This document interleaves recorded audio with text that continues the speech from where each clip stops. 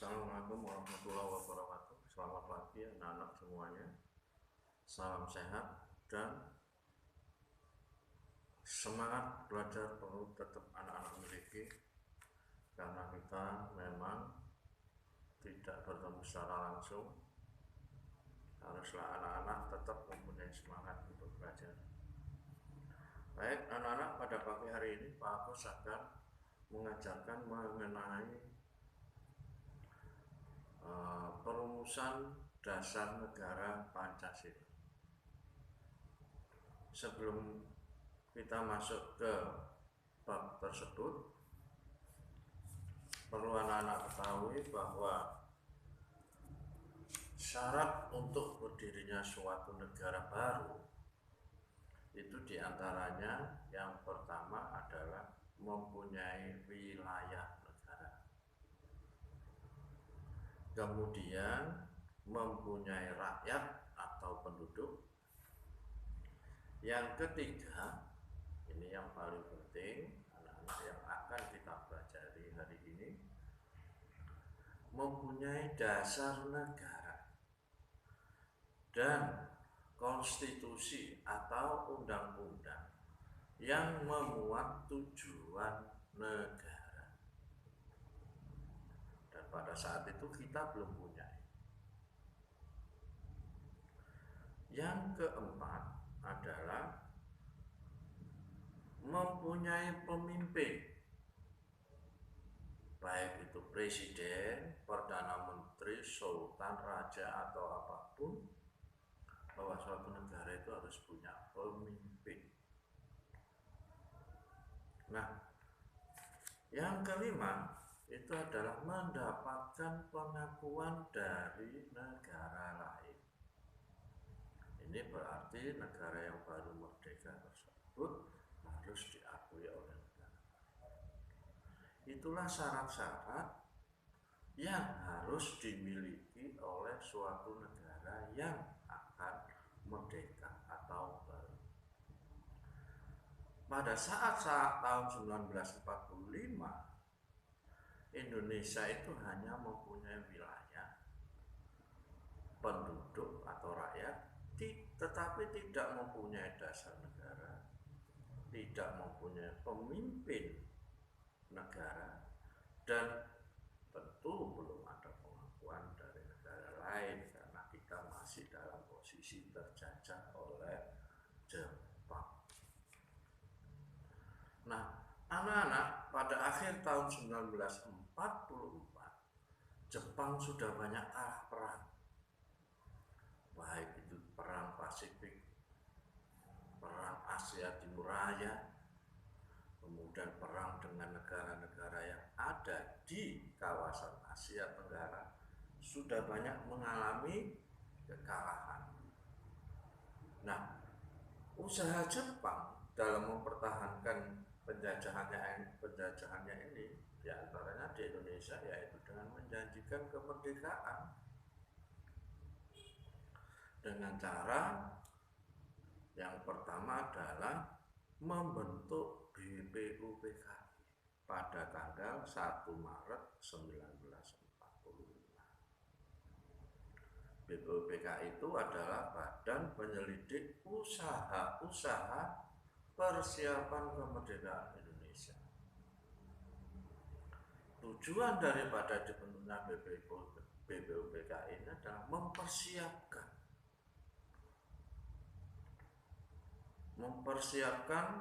rumusan dasar negara, yang pertama. Yang kedua adalah mempersiapkan Indonesia merdeka.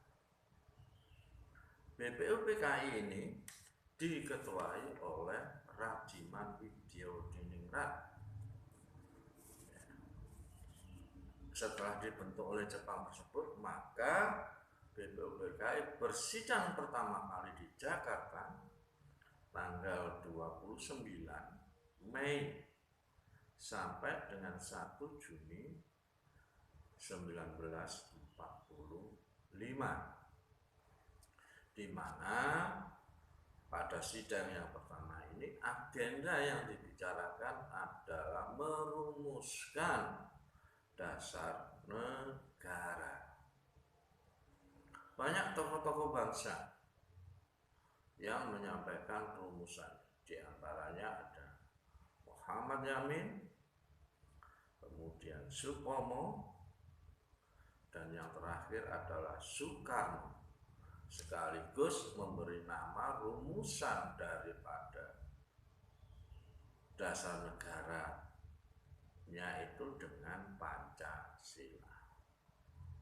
Oleh karenanya itu setiap tanggal 1 Juni itu diperingati sebagai hari lahirnya istilah Pancasila.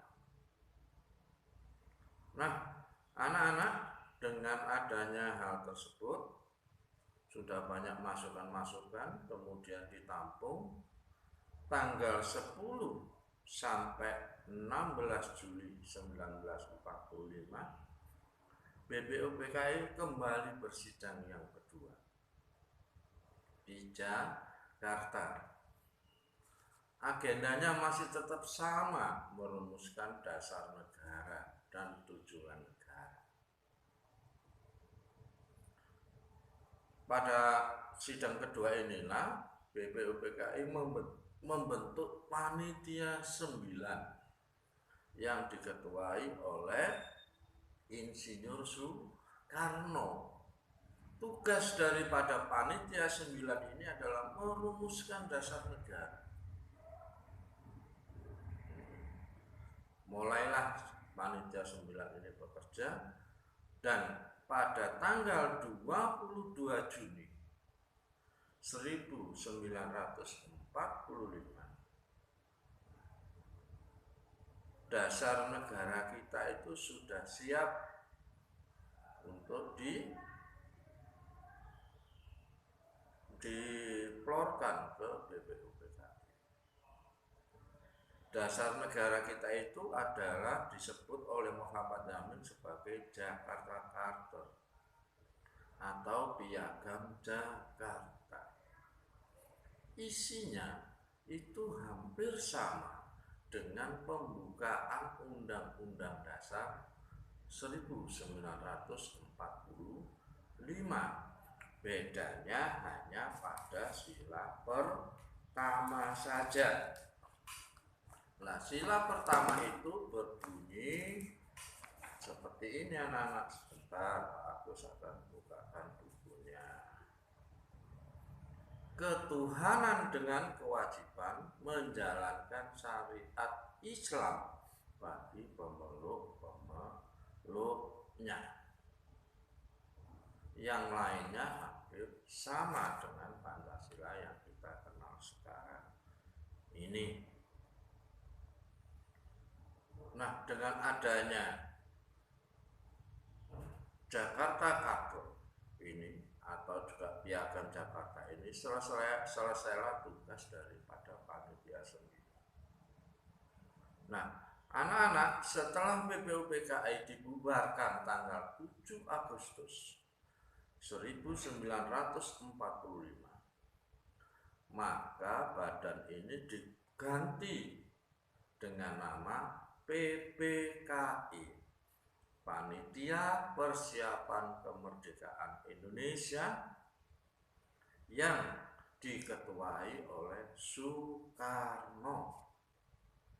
Nah, tugas daripada PPKI ini yang pertama adalah merumuskan dasar negara dan konstitusi negara yang akan dipakai untuk dasar daripada Indonesia merdeka.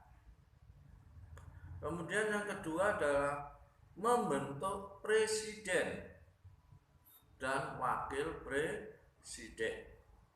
Yang ketiga, membentuk lembaga negara lain yang bertugas membantu presiden dan wakil presiden.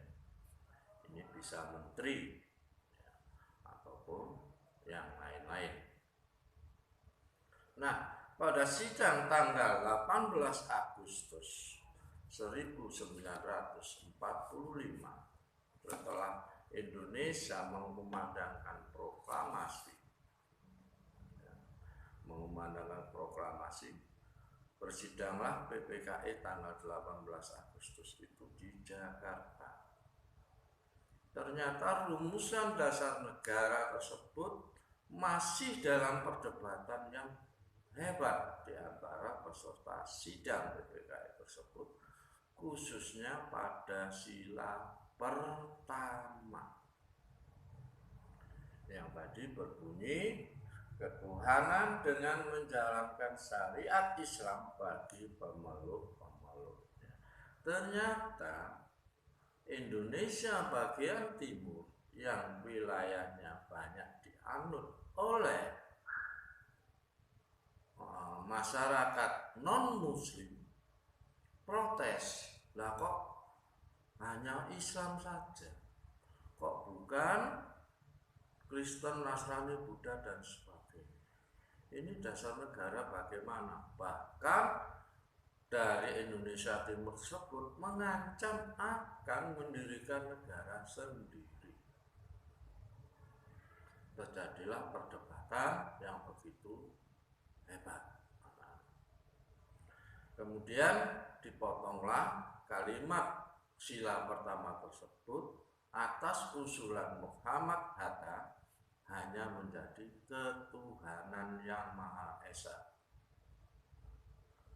Semua setuju, jadilah anak-anak Pancasila itu sebagai dasar negara kita yang ada di dalam pembukaan Undang-Undang Dasar 1945. Sampai sekarang ini kita pakai. Nah, itulah anak-anak tentang sejarah daripada dasar negara Pancasila. Walaupun singkat, Pak Agus harapkan anak-anak nanti di rumah bisa membacanya lagi pada buku paket ataupun googling di Mbah Google, dibaca lagi untuk menambah pengetahuan. Nah, sekarang tugasmu yang pertama adalah 1. Tuliskan rumusan dasar negara dari Muhammad Yamin, Supomo, dan Soekarno. Itu saja tugasnya. Untuk yang lainnya Pak Agus akan susulkan. Demikian anak-anak yang bisa Pak Agus sampaikan. Kurang lebihnya mohon maaf. Barangkali ada hal-hal yang perlu ditanyakan, nanti bisa tanya langsung di grup WA. Pak Agus akhiri. Assalamualaikum warahmatullahi wabarakatuh.